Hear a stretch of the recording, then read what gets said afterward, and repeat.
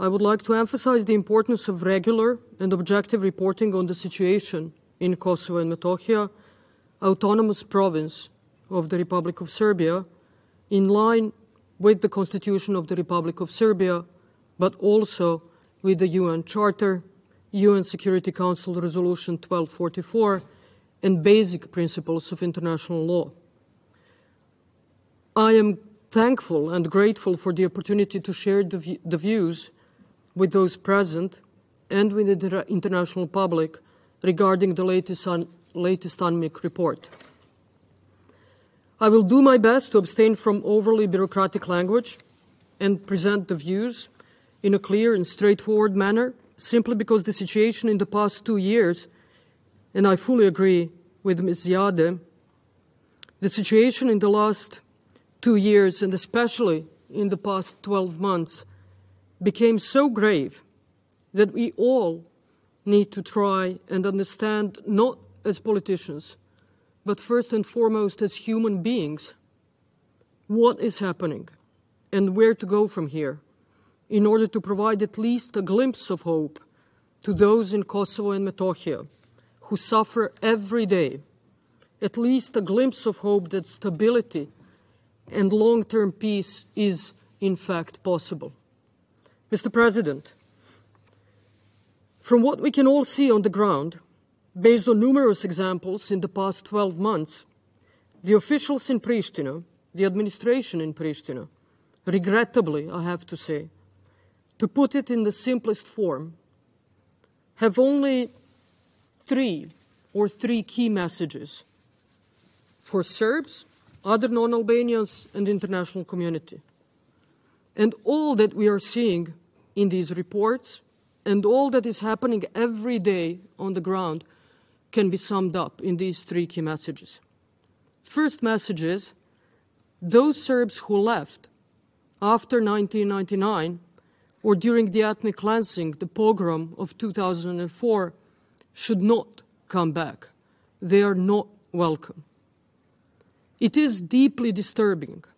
It is unfortunate, but it is also embarrassing that Kosovo and Metohija remains, according to all relevant UN reports, a territory which, compared to all post-conflict territories in this whole crazy world of ours, has the least number of returnees.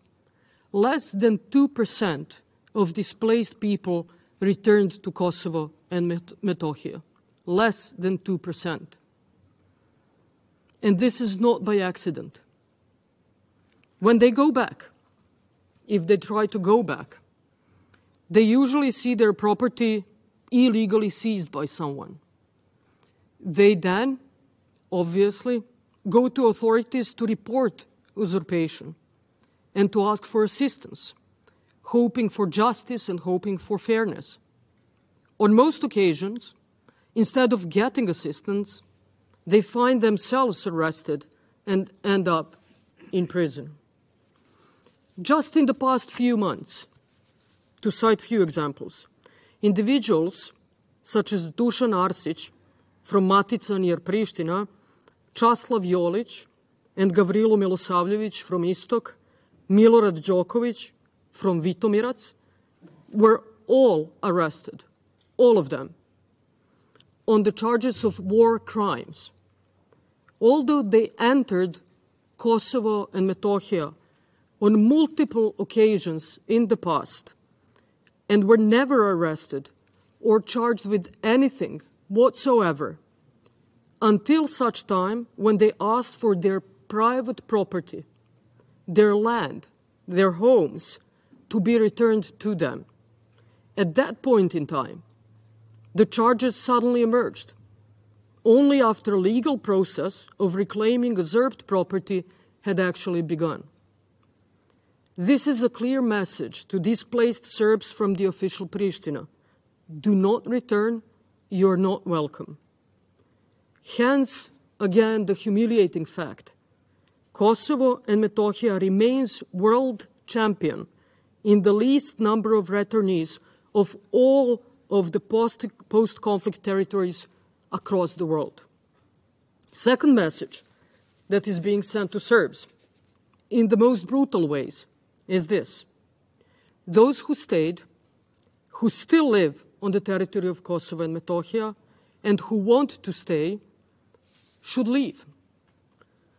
Through months and years of systematic, outright annulment of even the most basic human rights for Serbs and other non-Albanians, turning their lives into a constant nightmare of insecurity caused by total and utter absence of the rule of law, and marked by arbitrary decision-making on who, when, will be arrested, taken into custody, beaten up, tortured, humiliated, kept in prison for unknown periods of time, wondering if your children, brothers, fathers, husbands will be shot at freely simply because they are Serbs, if your priests will be deported, your property confiscated, if those who shoot at you and those who beat you up will always, as a rule, always be let to walk free, is happening every day in Kosovo and Metohija. By doing that, every day of every week, of every month, of every year, for the past few years, Pristina has managed to generate a dangerous security crisis, as we have seen also in the latest UNMIK report. What we see in Kosovo and Metohija today is comprehensive political, legal, institutional, and physical violence against Serbs. From a human standpoint, I have to say, the absolute turning point when everyone, I think everyone understood that what Pristina wants is for Serbs to leave, wasn't actually the attempt at murder of the 11-year-old boy, Stefan Stojanovic, and his 21-year-old cousin Miloš, while participating in Christmas procession in Gotovuša near Štrpce. No, it was actually the day when Azem Kurtaj, who committed this crime, shooting at children at Christmas, a member of the so-called Kosovo security forces, which is, by the way, illegal formation according to Article 15 of the UN Security Council Resolution 1244, when Azem Kurtaj, who shot at these children, was let go as a free man. Again, Azem Kurtaj, who shot and wounded 11-year-old child on Christmas, is today in Kosovo and Metohija a free man. He was granted a complete amnesty by Pristina judiciary. And that is perhaps all that anyone needs to know about the rule of law in Kosovo and Metohija. And all anyone needs to know about conditions in which Serbs and other non-Albanians live in Kosovo and Metohija today. So let me pose this question to all of us here. When an Albanian, a member of the so-called Kosovo security forces, shoots and severely wounds a child and is then proclaimed a free man, is this not a call by official Pristina for anyone else to shoot at Serbs, terrorize them, wound, kill them? Why wouldn't they? There is no consequence of such acts. The amnesty for Kurtaj is basically an open invitation for others to repeat these kind of acts. On the other hand, interestingly, in that same legal system, according to that kind of a standard of the rule of law, which free the criminal who shoots at children, if you are a Serb, like brothers Andrija and Mihajlo Mitic, you get arrested and you get detained in prison for a month for not wearing seatbelt. Not wearing seatbelt.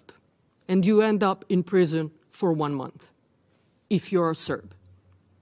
Unbelievable. Unbelievable. But the sad truth is this. this is what everyday life of Serbs in Kosovo and Metohija looks like today. And unfortunately, we have even more paradox examples. Slađan Trajković and Zlatko Arsić were both accused and arrested for alleged war crimes. Surprisingly, they both used to be members of the so-called Kosovo police, where in order to get employed, you had to obtain security clearances from Pristina. So they passed security clearances by Pristina, were accepted to the Kosovo police force, served for years as part of multi-ethnic policing, thanks to the implementation of the Brussels Agreement by Belgrade and Serbs in Kosovo and Metohija. And once they left the police, they were arrested and charged as being war criminals. Slađan Trajković, who was part of the Kosovo police since 2013 and passed all the security clearances, was arrested on 15th of December, is still in custody, now for over 10 months. Zlatko Arsić, who was within Kosovo police even longer, and surprisingly, he was also awarded a medal by Pristina for serving in Kosovo police as an honorable man. Well, he was arrested on 7th of March. He, of course, is also still in custody, still in prison, not with his family. So the very simple truth is, in today's Kosovo, if you're a Serb, you can be arbitrarily arrested, charged, and kept in custody for as long as their politicians wish. And that is happening in the presence of KFOR, UNMIK, and EULEX. Can you imagine what would the life be in Kosovo and Metohija if governed by Pristina without the presence of KFOR, UNMIK, and EULEX? Just from the beginning of this year, 6 Serbs were shot at, and no one was found criminally responsible. No one. 6 people shot, no one criminally responsible. In the past 2.5 years, there were unbelievable 434 ethnically motivated attacks on Serbs and their property. 434. 50% increase compared to the period before the administration of Mr. Albin Kurti.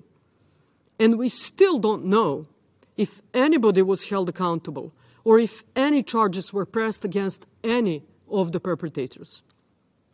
As a direct result of this terror, 11% of Serbs have left north of Kosovo and Metohija since Albin Kurti came to power. I will repeat this. 11% of Serbs left Kosovo and Metohija in the past 2 years due to the campaign of systematic and widespread violence against Serbs and deliberate creation of unbearable living conditions for them. In this regard, the question posed before this body is whether this serves as a reason for action or merely a cause for statements. And now, third clear message from the official Pristina to Serbs, but also to international community, is this. Agreements reached shall not be implemented. Those agreements, or parts of the agreements that were in fact implemented, will be annulled, blocked, or dismantled. As this report, UNMIK reports, clearly states, as did all others from the past 10 plus years, not a word of the Brussels Agreement as the first agreement on normalization was implemented by Pristina. This must change. High time for the establishment of the Community of Serbian Municipalities passed 5 or 6 years ago, but still this is something that needs to be done. The Community of Serbian Municipalities is an unavoidable element on which the implementation of any further agreement rests upon. But let me state clearly, it needs to be the Community of Serbian Municipalities in accordance with the signed agreements from 2013 and 2015, not just any organization bearing that name.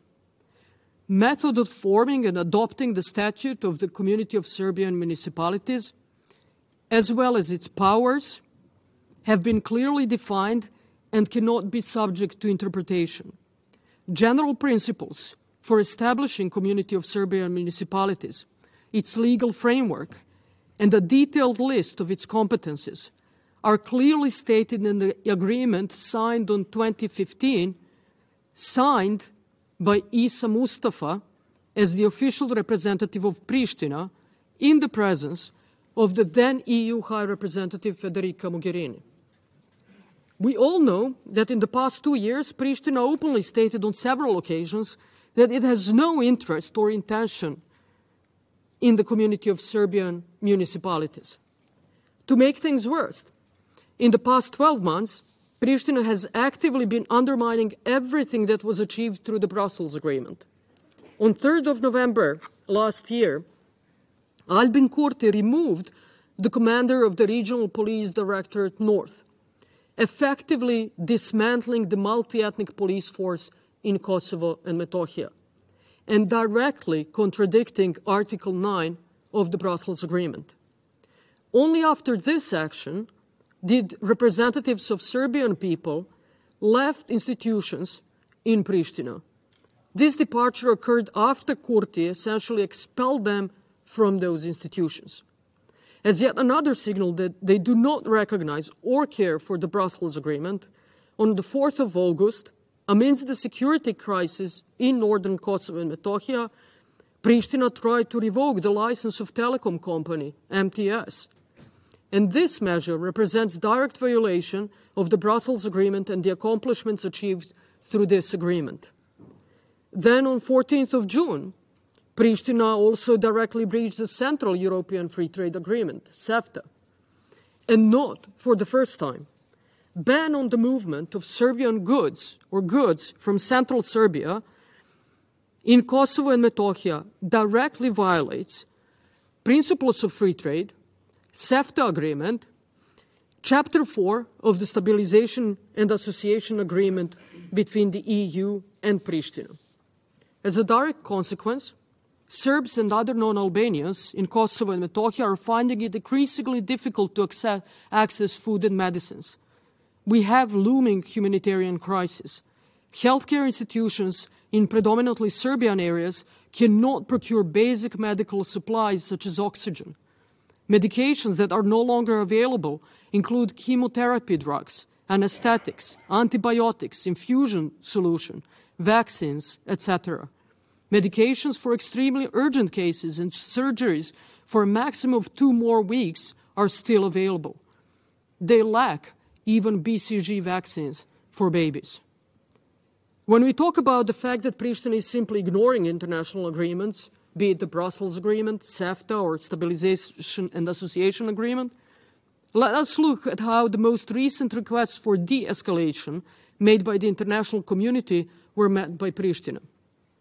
Or firstly, how did it come to the escalation of already terrible situation on the ground?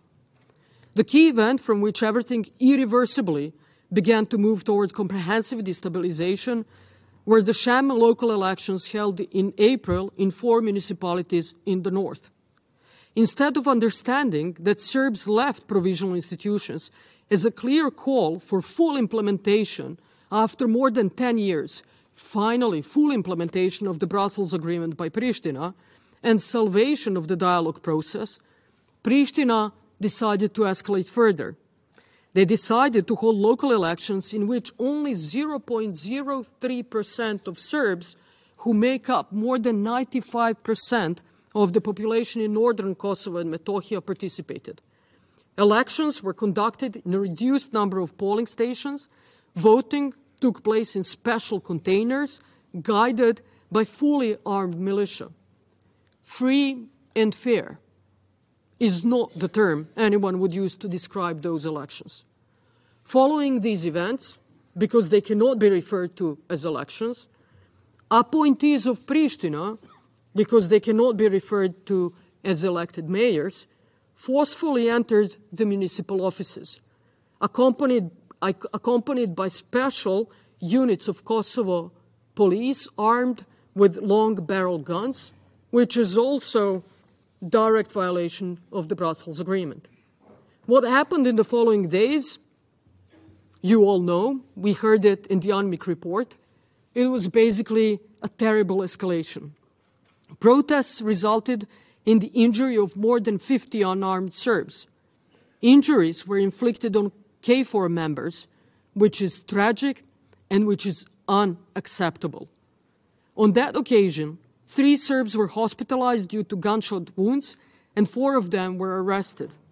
The most severe injuries were sustained by Dragiša Gajak, who was shot in the back with a burst from an automatic rifle, suffering injuries to his spine, abdomen, and hand. Member of the special unit of the Kosovo police responsible for this crime has not been arrested and has not been even charged. Rather than pursuing criminals who shot at the demonstrators, Pristina keeps people like Dušan Obrenović in prison. Obrenović, as clearly seen in the video footage, peacefully protested against violence.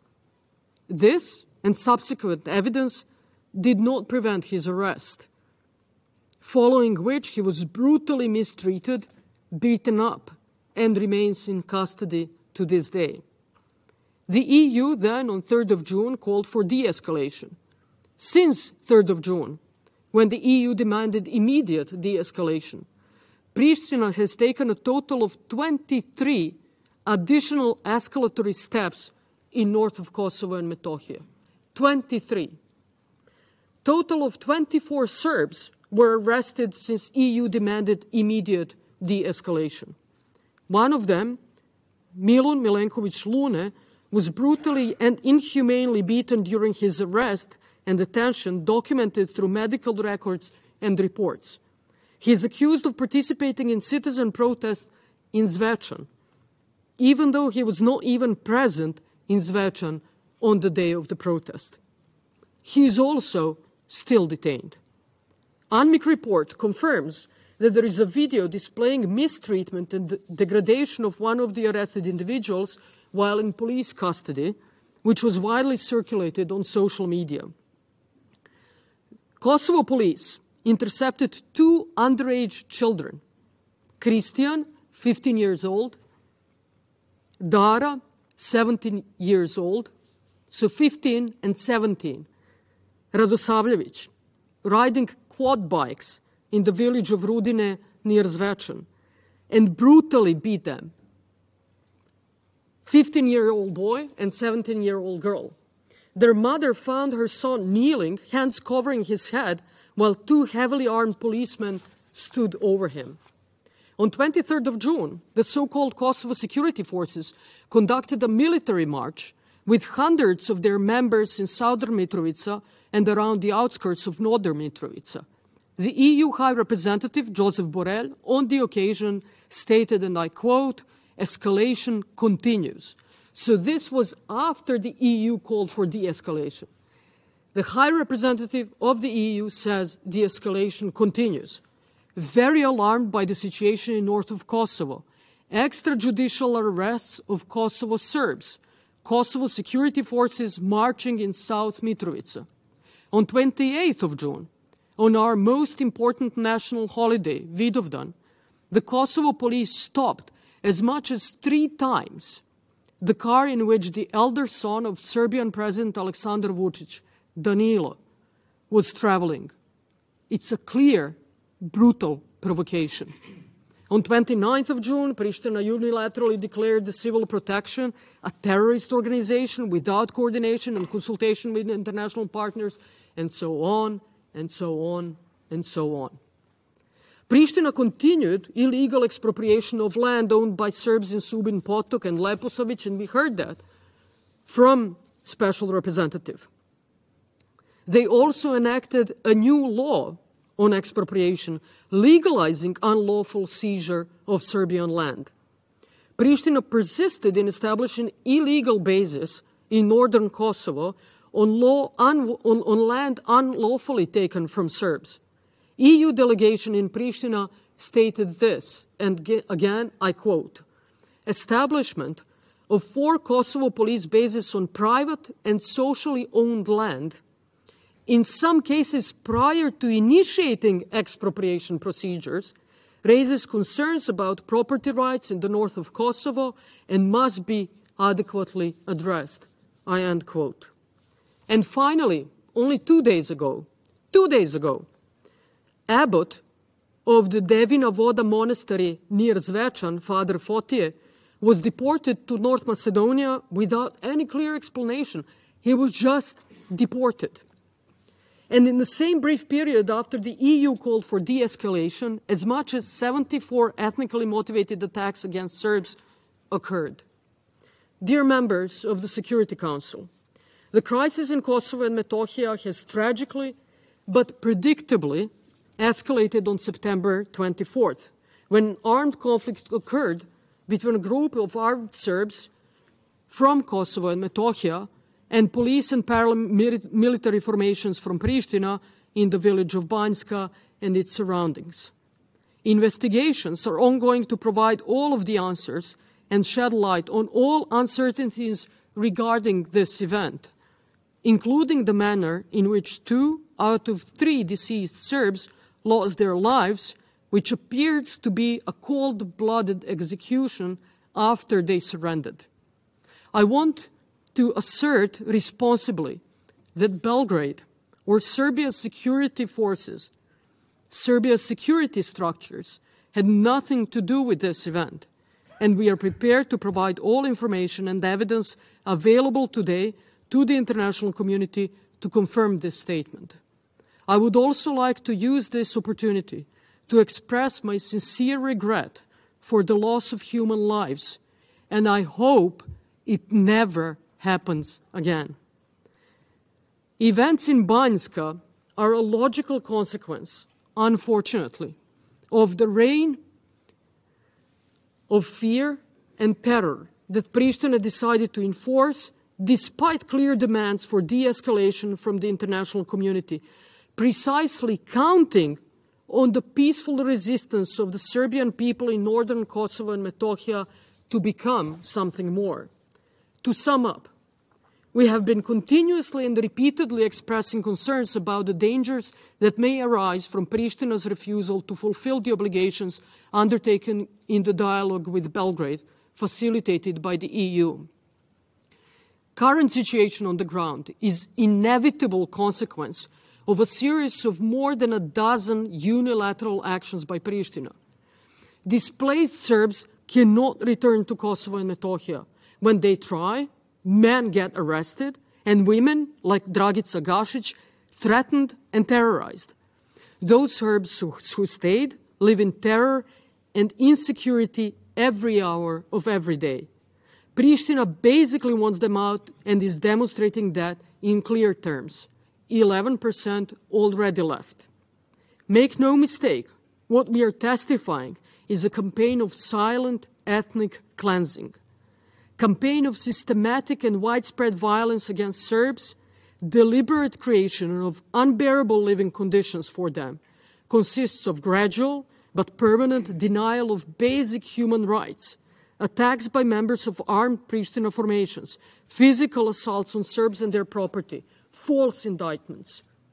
All previous agreements, and I'm finishing, all previous agreements from the dialogue that have been brutally violated, dealing a fatal blow to the very idea of negotiations, normalization, and reconciliation. These repressive and ethnically motivated actions were carefully calculated to provoke reactions from Serbs in northern Kosovo and Metohija, only for such responses to be later exploited to continue and intensify reprisals and terror. And finally, let me underscore this in the simplest possible terms, what the goal of the Republic of Serbia is. 1, implementation of all past agreements, namely the Brussels Agreement and the establishment of the Community of Serbian Municipalities in line with the agreements reached in 2013 and 2015. 2, security for our people, security for all the people living in Kosovo and Metohija. While the dialogue continues, and we search for compromise that will ensure long-term peace and stability, historic reconciliation between Serbs and Albanians, prosperity. Please help the people living in Kosovo and Metohija, Serbs as well as other non-Albanians, to live in peace, enjoy basic freedoms, safety, and security without constant intimidation and prosecution. Third, we stand for and firmly believe in the principles of international rule of law, UN Charter, and will continue calling for the full respect of the UN Security Council Resolution 1244. 4, peace and stability. Together, let us take steps to prevent the crisis from spiraling out of control completely. Dialogue is the only way to solve the problems in Kosovo and Metohija. At this point in time, the most rational approach would be for KFOR, in line with its mandate from UN Security Resolution 1244, to temporarily assume full responsibility for security in north of Kosovo and Metohija. And we call for new elections in the north of Kosovo and Metohija to be held as soon as possible. I can only say that Belgrade will remain committed to the dialogue despite all of the difficulties.